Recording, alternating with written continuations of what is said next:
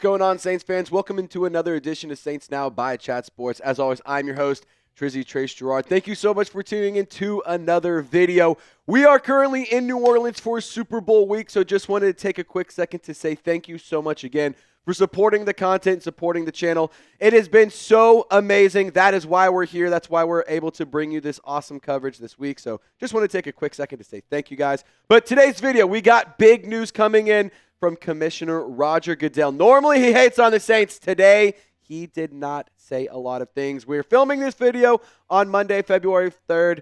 Will be published on the 4th. So just wanted to be transparent with you. If I'm saying today, talking about Monday. So really quick reminder to subscribe to the channel. If you are a diehard Saints fan and you want content, you have found the place. ESPN, Fox Sports, CBS, Pat McAfee, Colin Cowherd, none of these guys talk about the New Orleans Saints. You know what I do? I talk about the black and gold every single day. So if you want Saints content by Saints fans, for Saints fans, you have found the channel. Hit the sub button for free content. Alrighty, so we did already discuss all of the backstory around the scandal and everything going on between the Saints, and it's just not a good look. I broke everything down in a previous video, so it will be linked in the comments and description if you guys need it. Not a good look, but let's just dive right into what Roger Goodell said. This actually is, in all things considered, not that bad of news, so let's just go straight to it. Mrs. Benson and the Saints are very involved in this community, and they are great corporate citizens, so Mrs. Benson takes all these matters seriously. I'm confident that they are playing nothing more than a supportive role to be more transparent. I will say this, it is pretty telling that Roger Goodell takes the podium at Media Week during Super Bowl week, and he just straight up, Gail Benson, sitting 10 feet away from him, says that, gives some, words, not words of encouragement, but words of, support. I just think that it's interesting that Roger Goodell could have taken the opportunity. I mean, he was asked straight up, like, what's going on here? And he decided to support Gail Benson. I think that is something to say. And, Goodell also went on to say that this is a matter involving the FBI and local law enforcement, but, didn't mention an NFL investigation. So this will not be pursued by the National Football League. So good news, there's no investigation. So the Saints won't be facing a penalty around this. So, from a football standpoint, yeah, that's awesome. Like, we really, really love that because you're not facing any punishment. You're not losing draft picks. You're not having to deal with any sort of sanctions or anything. But the bad news, all in all, still shady behavior, still disgusting, not really a fan of it. Just kind of my 2 cents on it. I don't want to get too opinionated. I don't want to get too into it. But I will just say I don't really like that this is kind of going on around this team for an organization that has a lot of negative press around it and just a lot of bad optics. This is just the cherry on top, especially when you're looking for a head coach. And, the timing of all this is really weird. You're Super Bowl week. You're still haven't hired a head coach. The guy you're looking to hire is literally in town. It's just weird. But, all things considered, Catherine Terrell, she did add Roger Goodell, showed some more love to the city of New Orleans. Wanted to just, share this. This is a little bit of a positive light from today's press conference with the commissioner. Roger Goodell saying why New Orleans is a great city to host the Super Bowl. I mean, saying it's a place that's sort of perfect for the Super Bowl. And I couldn't agree more. I mean, really great people, great food, great scenery, a lot of unique culture. It's a melting pot of the United States of America and other countries. What better place than to put an amazing, beautiful stadium that's also gotten a lot of new renovations, the center and the home of the biggest game of all of the year and all of sports, quite honestly. He also went on to say that the community has played a big part in how well the city hosts events and also how praised the stadium upgrades. Like I just said, the city of New Orleans, no question about it, is an authentic, unique culture, and it's a really, really cool city.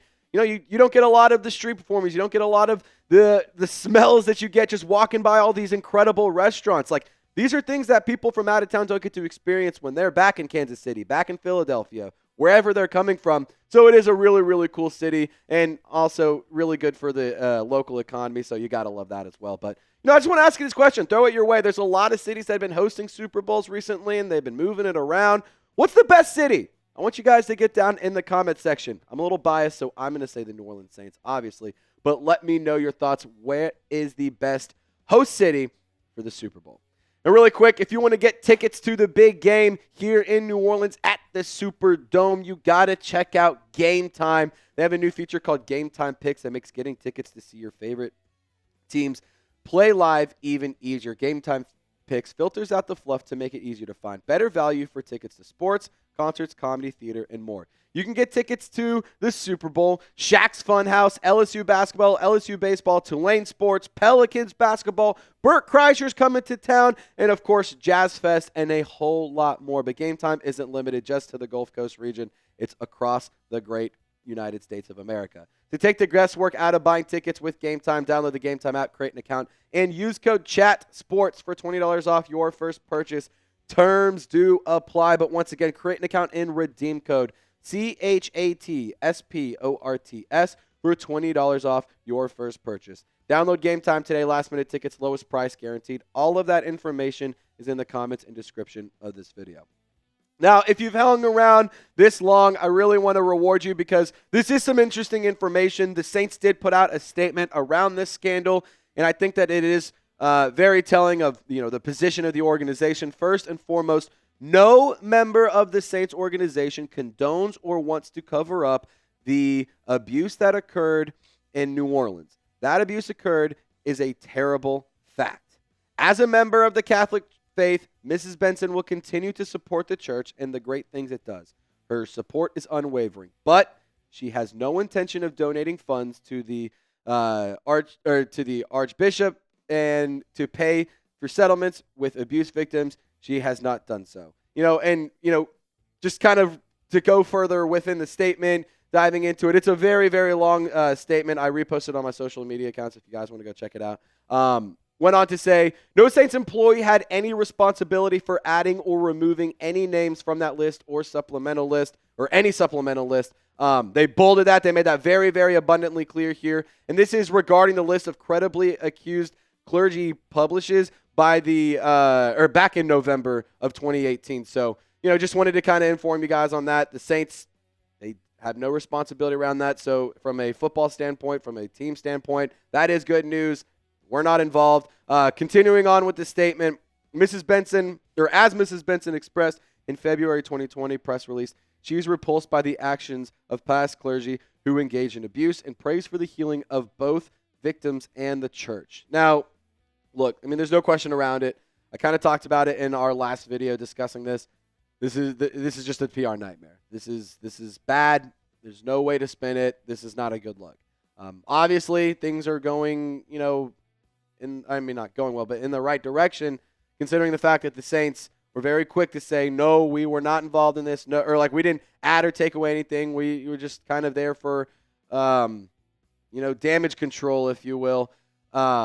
I just got to say, I hope the organization turns things around. Honesty hour, secret time, football side of things, absolutely. But, there's very clearly a lot of things going on from a front office standpoint. You had a lot of coaching candidates who you had in the building just a handful of years ago, one being a player as well, one having ties to the state of Louisiana even further with LSU. They wanted nothing to do with us. I think that's pretty telling. I think that with the Saints, you got to take a look outward looking in and consider Mickey Loomis. Consider what's going on here. It's just not a good look. So, I hope things from a front office, from a PR, from an outward looking in standpoint, they can turn around because it's just, general scope. NFL fans don't really have the greatest outlook on the team, and I don't blame them. They're a disaster right now. But, I will say from a standpoint of Kellen Moore, it doesn't seem like this really is impacting things. He was asked at opening night for Super Bowl 59 whether or not this is going to be a problem or how things have changed, if his opinions changed. Moore did say that he's not worried about a single thing other than focusing on the Super Bowl. So, I don't think that means it's has an underlying meaning of I'm not worried about the Saints situation. But, as of right now, Kellen Moore, he should be the head coach. Adam Schefter reporting on the Pat McAfee show, barring any setbacks, he will be the next head coach of the Saints. So we'll have to see. Obviously, things can change. I hope things don't change, but this is why you subscribe, because we're giving you guys a lot of great content.